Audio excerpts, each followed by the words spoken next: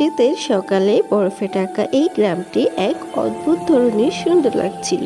গল্পের ফ্লোরিনা সে পাশের বাসায় পিঠের গন্ধ শুনে তারও পিঠে খাওয়ার ইচ্ছে জাগলো, তাই ছুটে গেল তার মায়ের কাছে আর মায়ের কাছে আবদার করতে লাগলো তাকে যেন শীতের এই সুন্দর ভাপা পিঠেগুলো বানিয়ে খাওয়ায়। অসহায় মা তার মেয়েকে না করতে পারে না। ফ্লোরিনার মায়ের কাছে কোনো টাকা পয়সা ছিল না, তাই মা গডের কাছে প্রে করছিল যেন তাকে একটু সাহায্য করে। এদিকে ফ্লোরিনা মন খারাপ করে বসে রইল, কারণ তার মা তাকে কিছু বলছিল না। একজন সাধু যে ফ্লোরিনাদের বাসার দিকে এগিয়ে যাচ্ছিল। সাধুটি ফ্লোরিনার মাকে গিয়ে কিছু মুদ্রা দিল এবং সেখান থেকে চলে গেল। তারা খুবই অবাক হলো, কিন্তু ফ্লোরিনা ছিল খুবই খুশি, কারণ এখন সে শীতের পিঠে খেতে পারবে। এরপর ফ্লোরিনার মা পিঠে বানাচ্ছিল আর পাশে বসেছিল ফ্লোরিনা। তারা খুব মজা করে পিঠেগুলো খাচ্ছিল। বন্ধুরা, গল্পটি ভালো লাগলে